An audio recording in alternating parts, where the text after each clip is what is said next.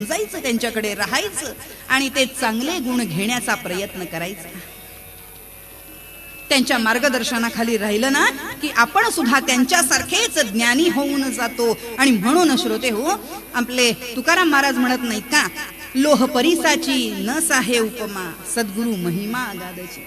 अहो, लोहाला जर परिसाचा स्पर्श झाला तर त्याचं जसं सोनं होतं, तसं सद्गुरूंच्या सान्निध्यामध्ये राहिल्यानंतर आमचं सुद्धा सोनं होतं, आमचं सुद्धा सोनं होतं. आणि म्हणून सद्गुरूंच्या सान्निध्यामध्ये राहायचं. मग सद्गुरू शोधायचे कसे? मनामध्ये जर तळमळ असेल, अंतःकरणामध्ये जर ओढ असेल की मला सद्गुरू भेटावे, त्यांची कृपा माझ्यावरती व्हावी, त्यांचा आशीर्वाद मला मिळावा, हे ज्या वेळेला त्याला वाटत असेल ना श्रोते हो, आपण कुठे जायची गरज नाही, सद्गुरू आपल्याला शोधत येत असतात. कारण त्यांनाही असे शिष्य हवे असतात, आपोआप येतात आणि तो योग यावा लागतो. श्रोते हो, असंच नाही का, आमचे मच्छिंद्रनाथ गोरक्षनाथांना घेण्याकरता गेले होते. श्रोते हो, स्वामी विवेकानंदांना आणण्याकरता रामकृष्ण परमहंस हे स्वतः गेले होते.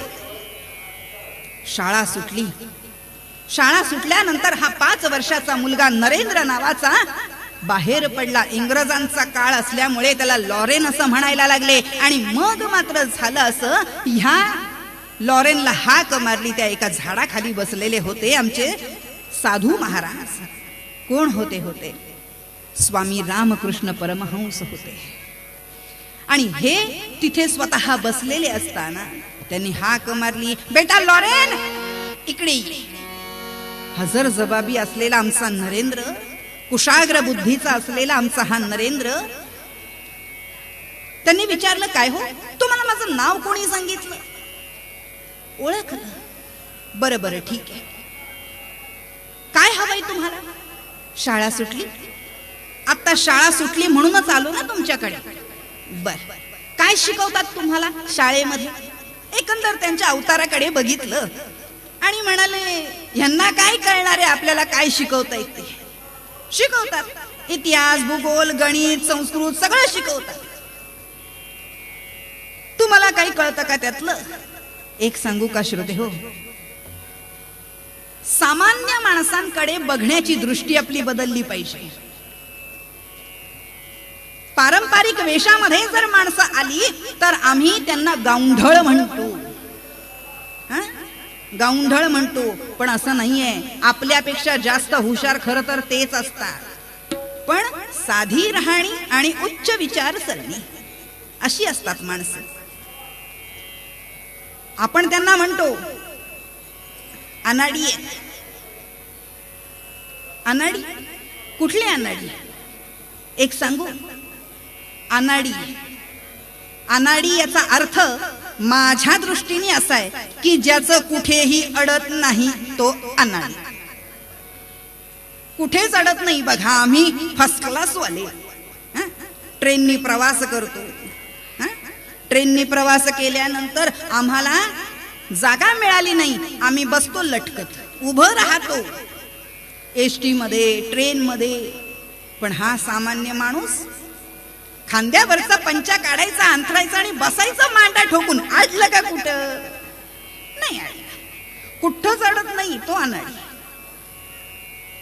तो अडाणी. पण श्रोते हो, काय आहे, या नरेंद्राला सांगितलं, तुला देव बघायचाय का? आणि देव बघायचाय का म्हटल्यानंतर ते म्हणाले, मला पुष्कळ बघायचाय, पण तो आधी तुम्ही पाहिलाय का? तुम्ही पाहिलाय का ते सांगा. असं नाही म्हणले, चला चला मला देव दाखवा. अहो, या समाजामध्ये ढोंगी माणसं कमी नाही आहेत. तुझी जमीन माझ्या नावानं करून दे, तुला देव दाखवतो, असं म्हणणारी लोक कमी नाही आहेत. अमुक एवढा दान दे, मग तुला मी परमेश्वर भेटवतो, असं म्हणणारी माणसं कमी नाही आहेत. समाधान वाटलं या उत्तरानं. तुम्ही पाहिलाय का? तर मला दाखवा. मी पाहिलाय. आणि असं म्हटल्यानंतर आमच्या स्वामी रामकृष्ण परमहंसांनी आमच्या स्वामी विवेकानंदांना सांगितलं, त्या छोट्या नरेंद्राला असं सांगितलं, कॉलेज कुमाराला असं सांगितलं. आणि एवढं अधिकारानं बोलत असताना त्यांच्या नजरेत असं जाणवलं की मला जो देव हवाय ना तो इथं आहे. तुला बघायचाय तर मग उद्या ये काली मातेच्या मंदिरात, तुला देव दाखवतो. आणायचे दुसरा दिवस सुट्टीचा होता आणि त्या वेळेला मात्र झालं असं, नरेंद्र आमचा गेला काली मातेच्या मंदिरात. वाटच बघत होते, खात्री होती नरेंद्र येणार, खात्री होती. सद्गुरूंना अशी खात्री असते बरं का, आणि खात्री असते आणि म्हणूनच ते अधिकारवाणीनं बोलत असतात, म्हणूनच अधिकारवाणीनं बोलत असतात. काल मी म्हंटल नाही का, शरण मज आला आणि वाया गेला, दाखवा दाखवा ऐसा कोणी. खात्रीनं बोलत होते, खात्री असते आणि म्हणून अधिकारवाणीनं त्यांनी सांगावं.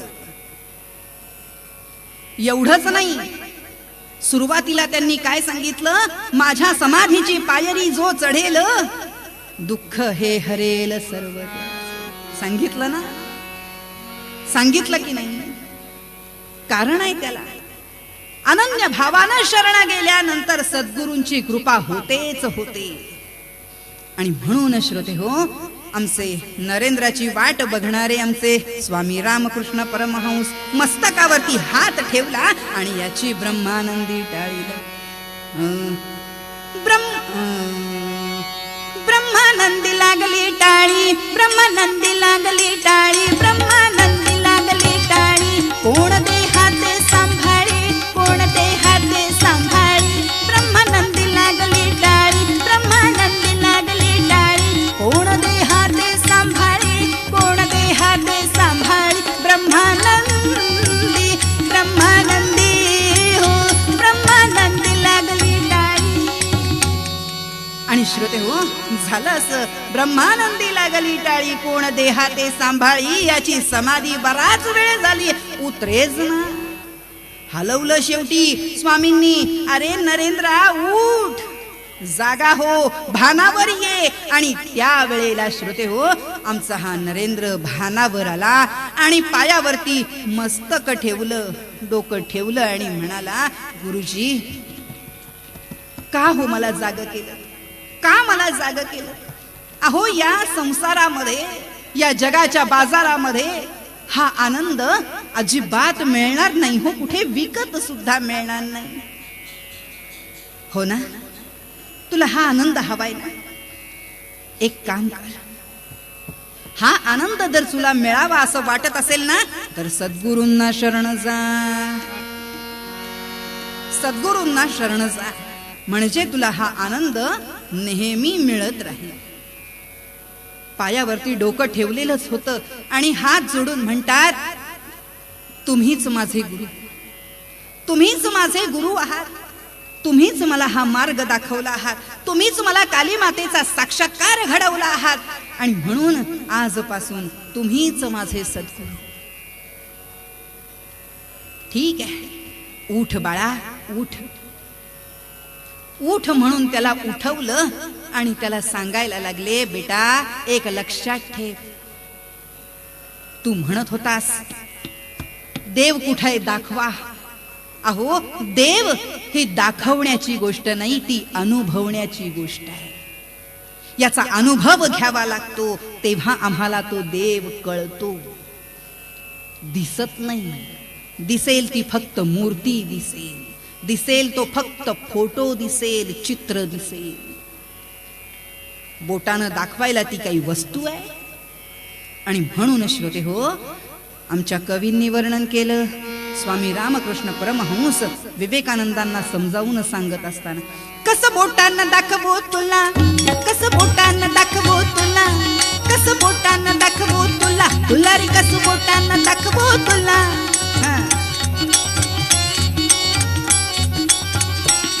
कसं बोटानं दाखवो तुला, तुला रे कसं बोटानं दाखवो तुला. हे अनुभव गुरुच्या मुला, हे अनुभव गुरुच्या मुला. कसं बोटानं दाखवो तुला, कसं बोटानं दाखवो तुला, कसं बोटानं दाखवो तुला. कसं बोटानं दाखवू तुला, दिसेल ती फक्त वस्तू दिसेल. काय झालं? वळवळ सुरू झाली. आवाज चाल ओळखीची वाटतीये ना? हा. हवा में उडता जाए, कळला? चाल कळली? तेरा लाल दुपट्टा मलमल का. श्रोते हो, तेव्हाच सांगितलं होतं, कालच सांगितलं, आमच्या कीर्तनकारांच्या चाली सगळ्यांनी चोरल्या. चोरल्या असं. त्यासाठी तरी फायदा होतो की नाही याचा? झालं तेवढंच एक समाधान हो. श्रोते हो, झालं असं.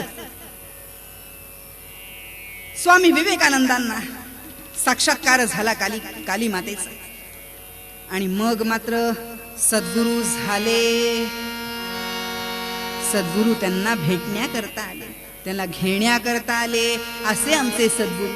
मनामध्ये ओढ असेल, तळमळ असेल तर सद्गुरू आपोआप आपल्याला भेटायला येत असतात. आपोआप येत असतात. संधीची आपण फक्त वाट पाहायची. ओढ तळमळ असली पाहिजे मला सद्गुरू भेटावा याची. का बरं? का बरं? याचं कारण असं आहे, सद्गुरु वीण ब्रह्मज्ञान सर्वथा नभे नभे जाण. हे उपनिषदार्थी प्रमाण परम निर्वाण सांगितले.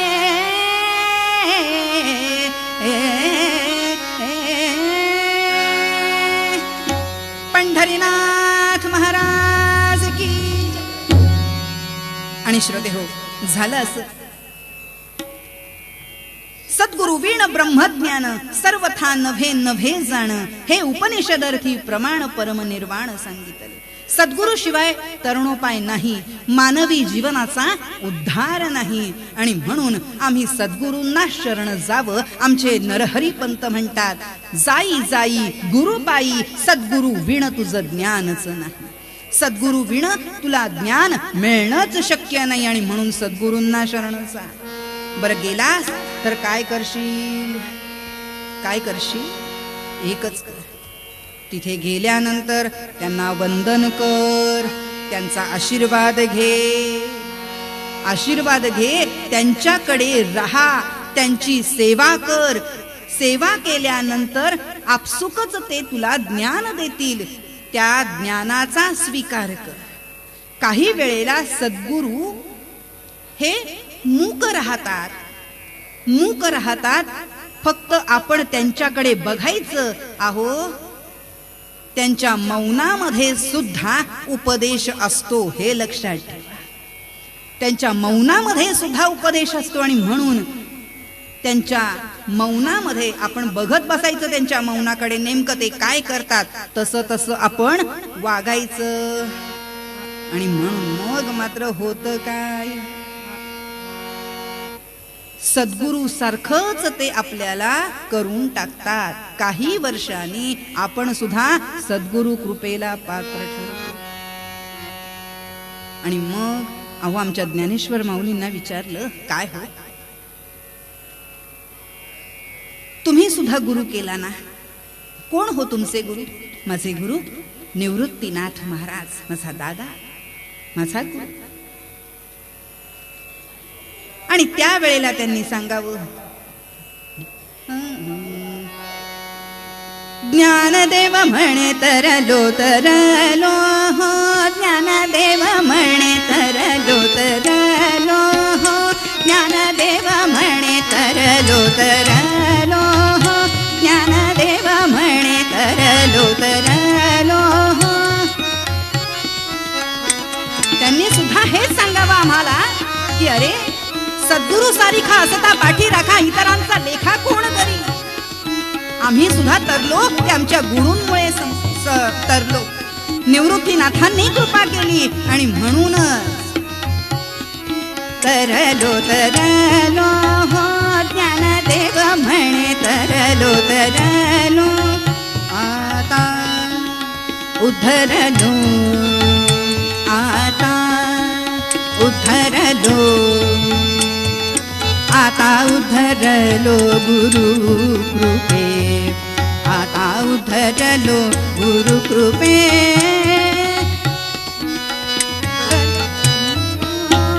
ज्ञानदेव म्हणे तरलो तरलो ज्ञानदेव म्हणे तरलो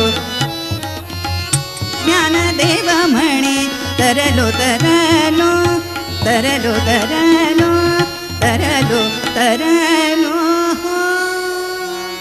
ज्ञानदेव म्हणे तरलो तरलो आता उद्धरलो गुरु कृपे. आमच्या नाथ महाराजांकडे बघा. आमचे नाथ महाराज अहो गोदावरीचा दृष्टांत घेऊन आमचे नाथ महाराज निघाले.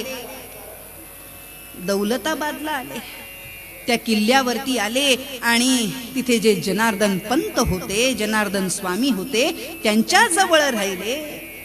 आणि त्यांच्या जवळ राहत असताना सुद्धा अट काय होती, इथं राहायचं म्हटल्यानंतर फुकट राहायला मिळणार नाही, काहीतरी काम करावं लागेल.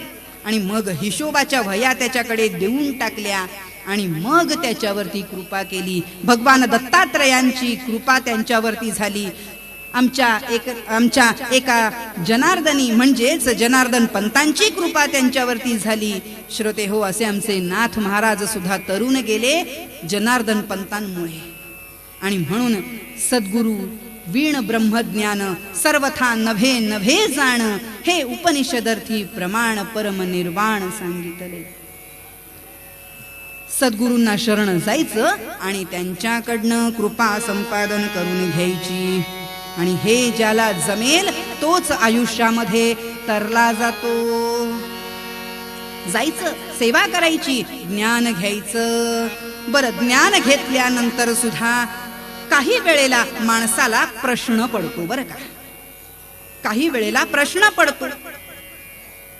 एखाद्या वेळेला आम्हाला समजत नाही, काय सांगितलंय हे कळत नाही, आणि म्हणून आम्ही शंका विचारायला जातो. लक्षात ठेवा, सद्गुरूंना शंकाच विचारायच्या असतात, प्रश्न विचारायचे नसतात. आणि आम्ही नेमकं उलट करतो. बरं का, नेमकं उलट करतो. सद्गुरूंना प्रश्न विचारतो कशासाठी? आम्ही किती शहाणे आहोत, आम्हाला किती कळतं हे दाखवण्यासाठी. आम्ही त्यांनाच प्रश्न विचारतो उलटा. पण आमचे नरहरी पंत असं सांगतात, सन्निध बसुनी गुरु सामोरी शंका निरसुनी घेई. त्यांच्या समोर बसायचं. एखादी गोष्ट आपल्याला कळली नाही तर आपण शंका विचारायची, त्याचं निरसन करून घ्यायचं. आणि मग मात्र या शंकेचं निरसन झाल्यानंतर मग आपल्या कामाला निघून जायचं. पण आम्ही काय करतो? प्रश्न विचारतो. बरं, असे काहीतरी प्रश्न विचारतो वेड्यासारखे की त्याला काही अर्थच नसतो. बरं का, त्याला काही अर्थच नसतो. कसं आहे, एक दृष्टांत सांगते आणि पूर्वरंग आटोपता घेते. एक भटजी होते, पुजारी. आणि हे पुजारी सावकारांकडे नेहमी पूजेसाठी जायचे. आणि हे सावकार प्रत्येक वेळेला त्यांना अगदी भविष्य वगैरे विचारायचे किंवा काही पूजा वगैरे करायची असेल तर ती सांगायचे. मग त्याच्यासाठी काय काय लागेल हे सगळं सांगायचे. म्हणजे काय, थोडक्यात जसा फॅमिली डॉक्टर असतो तसे हे पुजारी फॅमिली पुजारी होते. आणि हे फॅमिली पुजारी आले.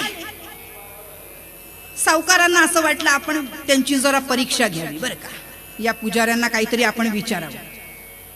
तसं त्यांनी विचारायला सुरुवात केली. काय हो, एक विचारायचंय. म्हणाले, विचारा. काय आहे? नेहमी असा प्रश्न पडतो, एकादशी आणि अमावस्या कधी एकत्र येईल का? एकादशी आणि अमावस्या कधी एकत्र येईल का? नाही, असं कधीच शक्य होत नाही.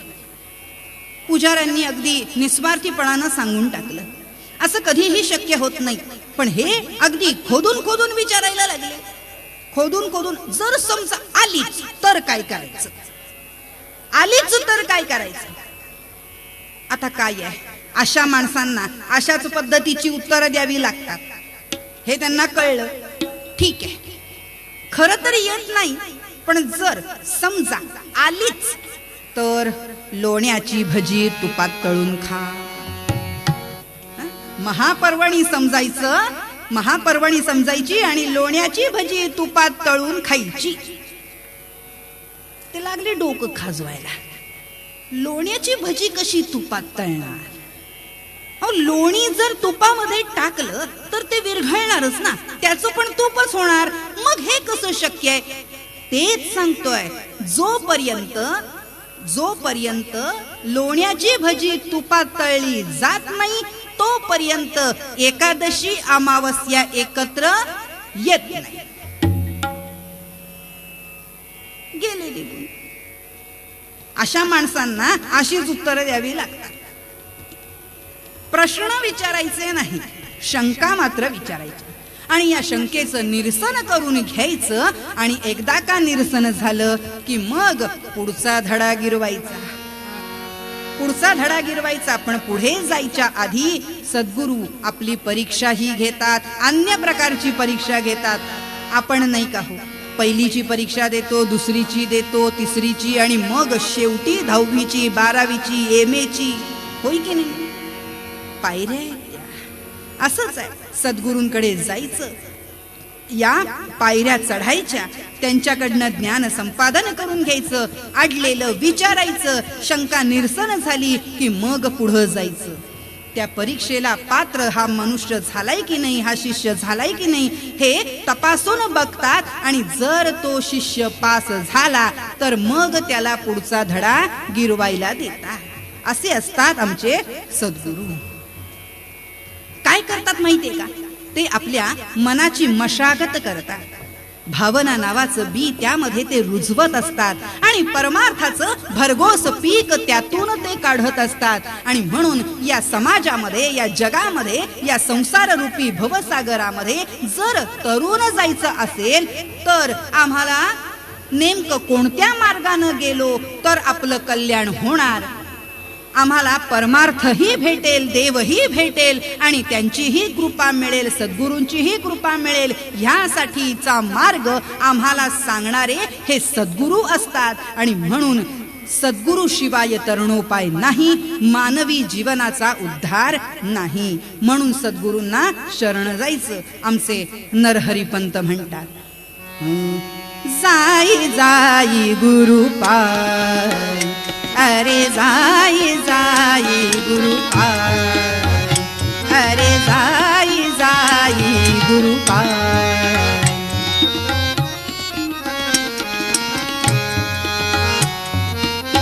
सद्गुरु विण तुझं ज्ञानच नाही, सद्गुरु विण तुझं ज्ञानच नाही. जाई जाई गुरुपाय, अरे जाई जाई गुरुपाय, अरे जाई जाई गुरुपाय.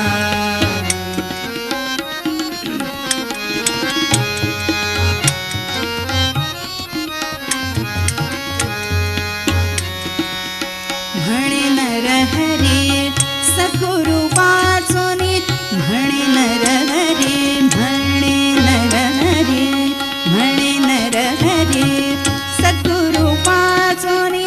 अन्यची दैवत नाही, नाही, अन्यची दैवत नाही, अन्यची दैवत नाही. जाई जाई गुरुपाय,